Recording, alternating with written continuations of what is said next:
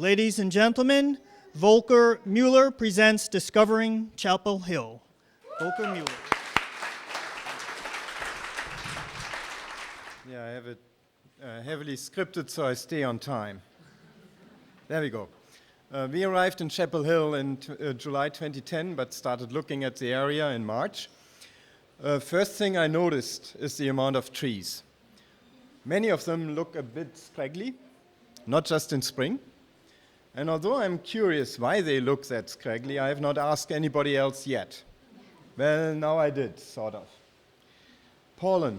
That March 2010, unfortunately it's a little washed out here under the light. Another thing of note was the pollen on the ground. I had not seen natural pollen accumulations like that before or since. I had seen artist Wolfgang Leib at the Documenta 1982 cover areas of the exhibition floor with pollen. Then almost 30 years later, here's nature imitating art.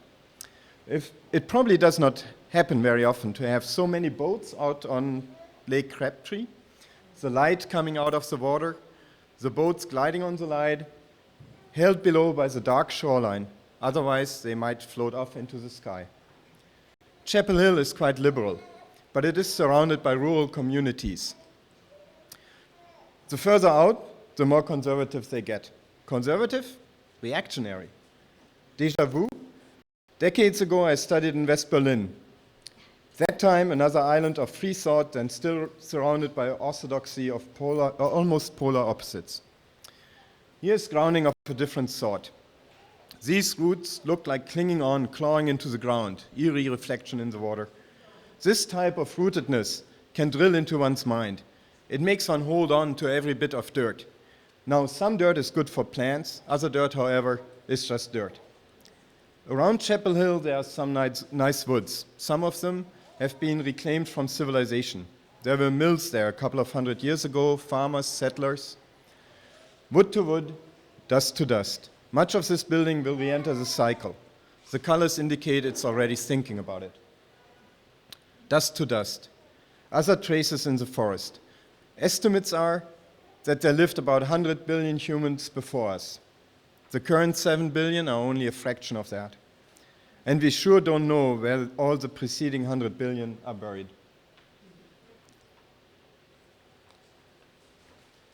Right off a 4-lane highway, undivided passing through that little town, sits this little jewel of a country church and parish. It looks old, but it could also be new, built in a traditional style. The truth is somewhere in the middle, as most times. The congregation started in 1875 and the church was built in 1917. Backyard delight. It stayed long enough for me to take photos showing nice detail, discover how the colors merged through desert transition. Then off it flew.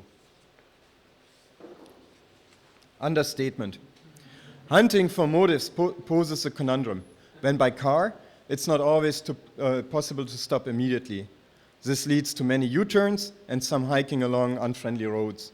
When by bicycle, uphill I don't want to stop because it's difficult to get started again. Downhill, the rush of velocity doesn't want me to brake. And when by foot, I do not get enough pictures for 20 slides. These sheds look like they congregated into the shade of what became of the siblings of the trees from which the shed's material was cut. Huh? Let's disassemble this. These sheds, well, let's skip that. Go to the castle. Somewhere in Chapel Hill, one may discover a castle-like building anyway, with a castle-like name, Gimghoul Castle.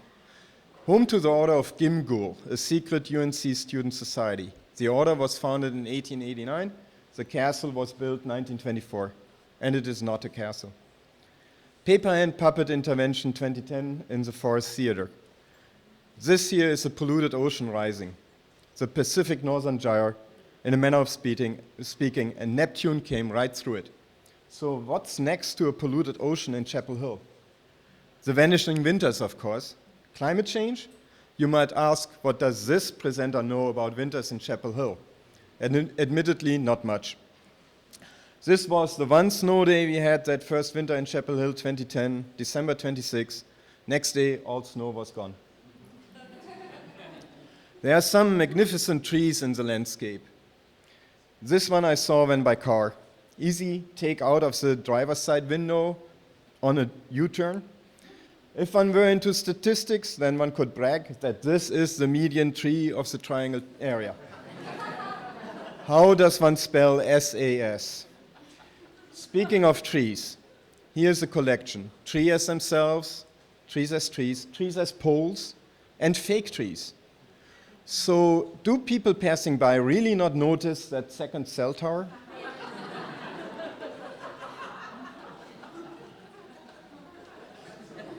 Initially, I thought I would have more of such old, dilapidated houses in the presentation.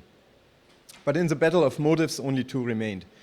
This particular house is rapidly disappearing. It may have been torn down by now already. I don't think it was historic, but it also won't have the opportunity to become so. Will what comes next have the aspiration to become historic? Looking at the images, I was wondering if I were to insert something modern, liberally interpreted from something old, something new, something borrowed, something blue, and a silver sixpence in her shoe. It's not a silver sixpence, it's a silver tree, stainless steel in fact, hand-wrought nonetheless, artwork askew by Roxy Payne. One modern piece was not enough.